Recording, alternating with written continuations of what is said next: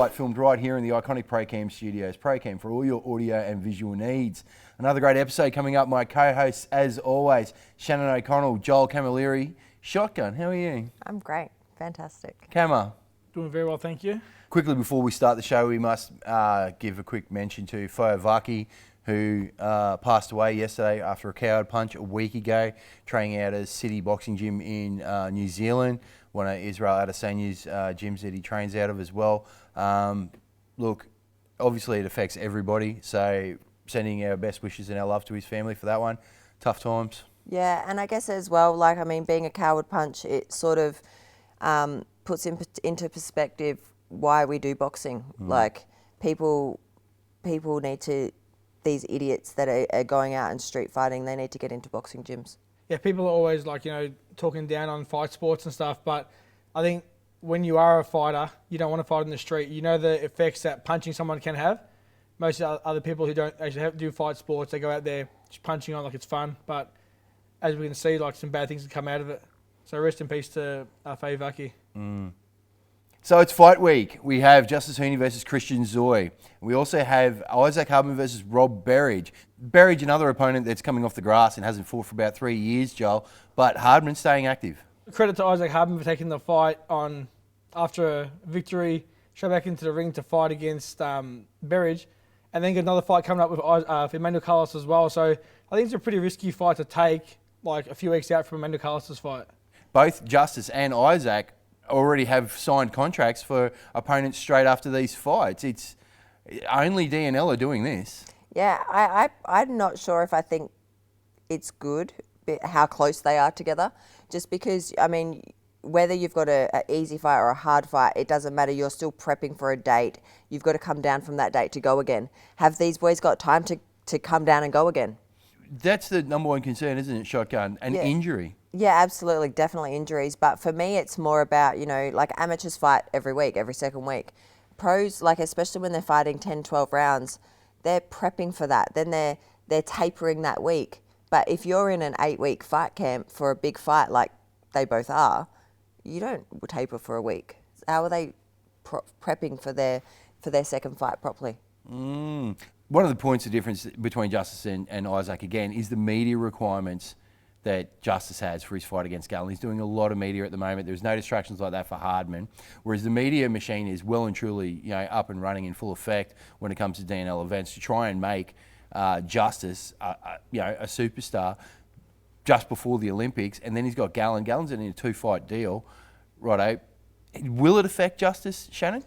Oh, look, I'm not sure. I think Rocky's sort of got a hold of things in that way. He knows sort of where to put a pin in things. But and I think the same thing sort of happened with Jeff Horn when he was fighting Manny. And Glenn, I think, put a stop to it because it just got too much for him. Even when I've been on the undercards of Jeff and that, you've got to be at the Gold Coast at this time, you've got to be at Toowoomba at this time. Yeah. When am I training? And when am I resting? And when am I recovering? And when am I even eating? And it is hard. I think the media is definitely does drain you. When I fought Tim Tszyu, that media drained me quite a bit, doing this, doing that, doing fake training sessions to say I was running hills.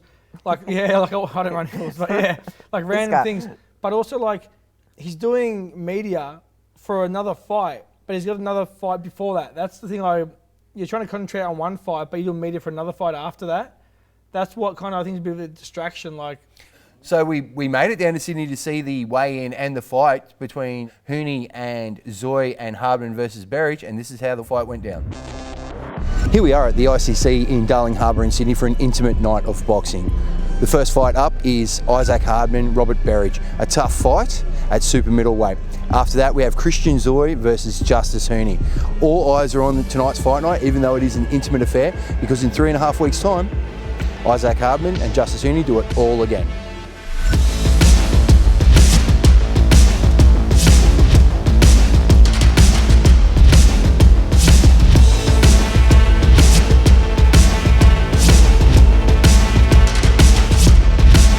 Boxing's more in the eye of people now. It used to be the 10th sport, now maybe it's the 5th sport, and soon it will be the 1st sport like England. But yeah, it's really out there, and it's a pleasure to be involved. Mate, it's going to be a great night. It's going to get a huge amount of publicity. We've got a whole lot of people from the media here. It's going to be a good time. It's a unique crowd. It's a very distinguished crowd, you know, gentlemen like yourself and Tim that are here and actually enjoying yourselves. So I think it's a good concept in the sense that you get the guys to actually have a fight and have that ability.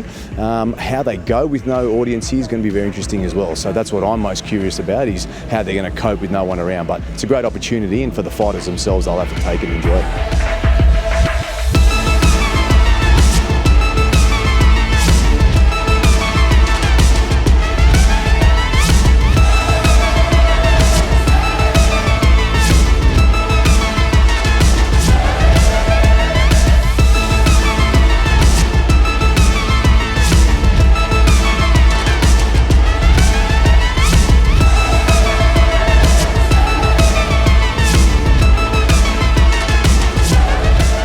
I'm grown now. Come on, let's go. I've been grown since the Taj fight. You know, that was the one I had a bit of that mental hurdle in the 10 rounds, but I'm fully fledged now.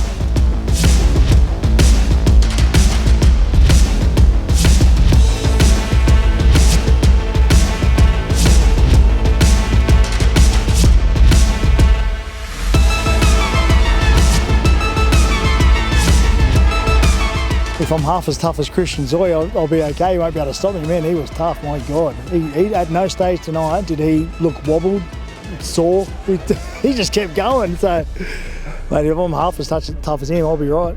Can we expect you to stop bleeding for a little bit now that the fight's on? Can you come up with something new? You are seriously ABC News, no offence, but you've got nothing. You are the worst. Come on, mate. You've dead set used the same line 25 times. You know, there's pressure on them tonight to perform, and they did, and they ended up doing not what everyone else wanted. They did what they wanted to do, and mate, that shows some maturity right there. How good are the Red Frogs? Love a red frog. Never had them before, but Jesus, I'm sucking on them now. Yeah, I'm always prepared going into every fight. I don't like to overlook any of my opponents. I didn't overlook Christian Tsoye, and I know a lot of people thought it was disrespectful, but I wasn't disrespecting anyone. I take care of business, and yeah, that's what I do. Now I worry about Gallen. In other fight news this week, Michael Zerafa with, we're not sure, some sort of stomach condition or liver or kidney. Either way, he was rushed to hospital. There was doubts going for about 3 or 4 days as to whether he was going to fight or not. Yeah. George Rose announced on social media that they were getting opponents putting their hand up all over the country and all overseas. Just felt a little bit of a niggle, a little bit of pain, and it was just unsettled, you know. I felt a little green, and finished the session, went home later that night, and I ended up just, throwing up and just needed to go to the bathroom every 2 minutes, and I had pain, so I just went straight to the hospital. But Michael Zerafa has recovered quite well, and the fight is still on. Your takes on this, Shotgun?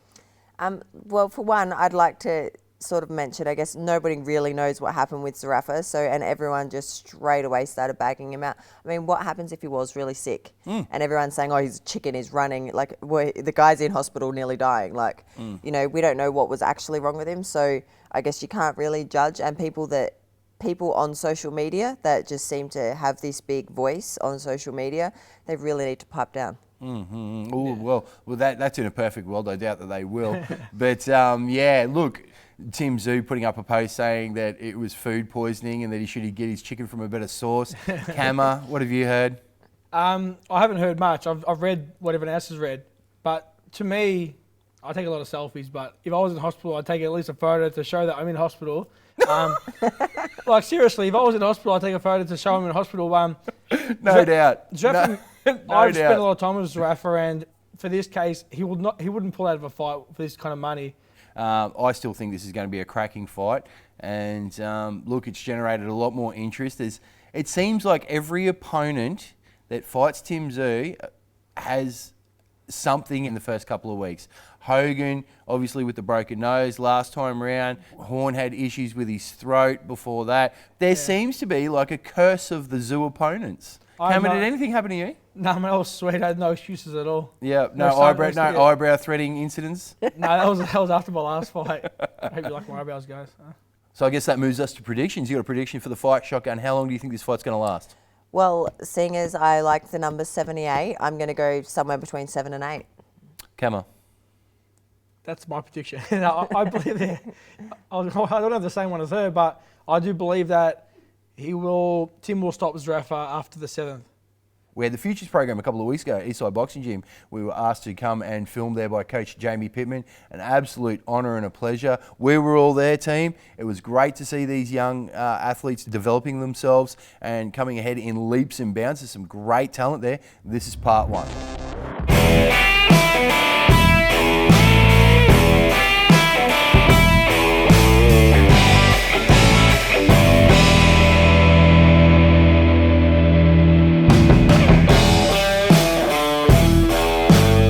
Jamie Pittman, head coach for the Futures program. Really quickly, what is the Futures development program?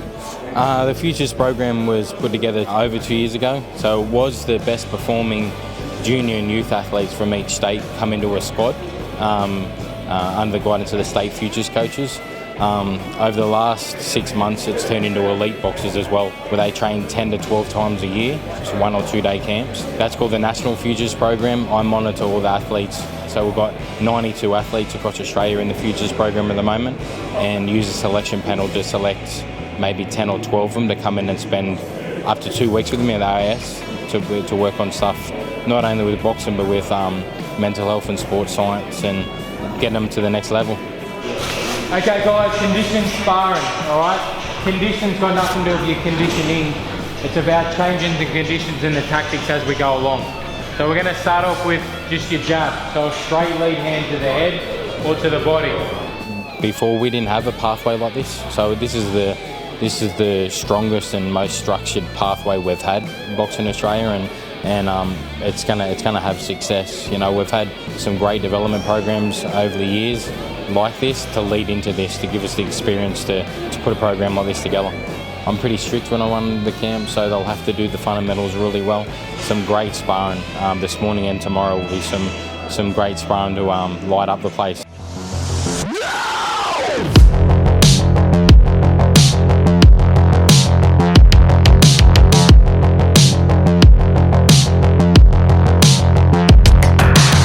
Evans, Queensland Development Coach, Futures program, big weekend. What can we expect? Well, this weekend we're running a 2-day camp with our Futures athletes, which is a select group of kids that we've selected. There's 22 in the current program, so we've got a 2-day camp. We'll do a little bit of partner work, technical stuff today, and then tomorrow's just sparring, purely sparring. So the aim of these camps is to just try and keep lifting these kids, pushing them forward, and hopefully get them podium ready for the future. These kids, like, this is a weekend off of competition, and they've gone and given 2 days off of their weekend where they could be resting. So, I mean, these kids are keen as. Nicole Turchez, you're also a Queensland Development Coach. What are you looking for when it comes to a fighter?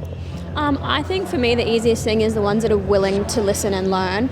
I guess fighters that aren't open to learning new techniques and new ways of fighting aren't going to continue to develop. So the ones that come here for these camps are very open to learning new things and adding them into their tools. No, thanks for your time, thanks for your support as always. Before the fight, you guys are doing a great job, love your work. There's 3 parts to every punch. Prepare, attack, and then complete. You need to prepare more, okay? Use tricks and feints with your rear hand, with your feet, with your trunk. You need to provide more preparation before you punch. Mark Wilson, coach's coach. We've got a lot of talent here. What are you looking out for? Just watching this morning there so far, there's a lot of talent here, and I think moving forward as we keep this happening, we want them to develop and be our future champions. What are you looking for in a young champion these days? You're looking for skill, you're looking for that will to want to be there. That's the main thing, they want to do this. You know, obviously they're doing it for themselves with the skill and also the dedication for their fitness. It's not a foregone conclusion that people out of this will be the ones that will go through, because obviously you can only pick so many. There are other boxers in all states that may not be quite made this team, but in 2-3 years' time they could be the ones that come through. But for now, these kids are the ones that are our future, and they're the ones that we need to keep developing. That's been identified by the talent, the coaches, and we need to keep them going. Come out, line up, we're going to start some school boxing.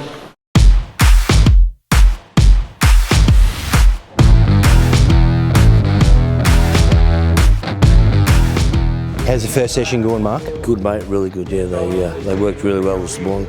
Did about an hour and 15 minutes, I think, of condition sparring, where we set the conditions that they have to work with.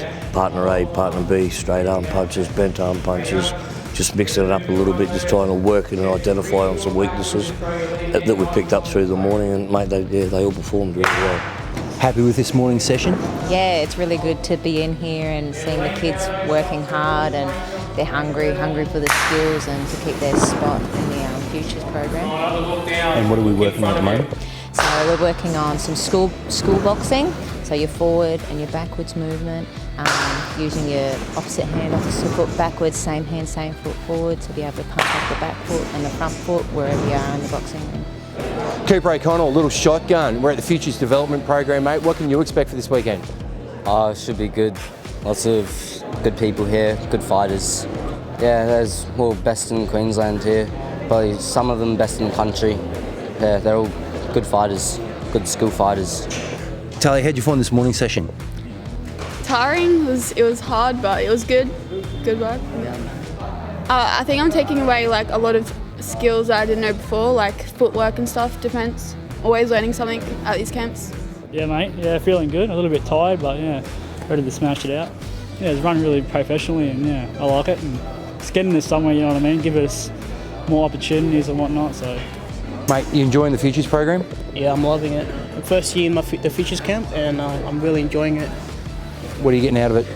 Just loads of experience. There's a lot of guys with different fighting skills over here, and getting to work with all different athletes in Queensland is amazing. Jamie's done an amazing job, and hopefully it continues. It's a great program, and anyone that's not involved in it or hasn't seen it should see it and should get involved in it. It's not an exclusive group. It's coaches are invited to attend it. So there's plenty of good coaches out there that their skills aren't being utilised.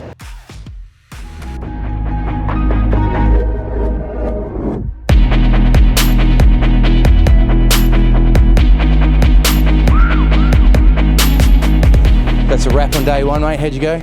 Yeah, I went all right. Pushed me to the limits. Yeah, it was good. What'd you get out of it? Lots of new bag drills, heaps of new shadow boxing drills, everything. Day one done. How'd you go? Pretty good. It was hard, lots of hard work. Yeah. What'd you get out of it? Learnt heaps of techniques from different coaches. So getting that experience that's not just from Frank, so I could learn lots of different things and ways of doing things. Good to engage with your fellow teammates that are all top level? Yeah, it's a bit weird because I fight most of the girls, so it's a bit odd, but it was good. We're friends. Did you have to raise your game around this kind of level of athlete? Oh, definitely. This is like elite level for the youths and juniors, so had to pick it up. That's a wrap on day one, Coach. You happy? Yeah, no, it was a good day. It's a good day. It was good to be able to see some of the athletes struggle with some of the tasks put in front of them. So it just reassures them that coming to this program, they're going to benefit from. So learning new things and becoming a better boxer. But an impressive squad, and really happy with the coaches that came up and helped me and support me in this program. We can't do it without them. It's a community program, so we've got to involve the community. But a big day for them, and now they've got to finish off with some match sparring tomorrow. So hopefully they can put together what they needed to do today and what they learned today. Bit of the cream rising to the top, Coach. Pretty happy with that? Yeah, mate. Yeah, definitely. As Jamie just said, it's good to challenge them as a group as well. Throw some things at them that maybe they haven't been shown yet, or just a variation of what they have been shown. We need to have basically a universal, so they need to be able to adapt to all conditions. So yeah, it was a good day. Good day. Looking forward to tomorrow, definitely. There we go, part one of Futures. The good thing about that Futures camp is nobody's spot is secure, so everyone is there to impress. And we've caught up with Shane Mosley Jr. ahead of his fight for the WBO NABO middleweight title against Quigley, and this is what he had to say. The Sugar Man, you wanted this fight last time we spoke. You said you wanted this fight.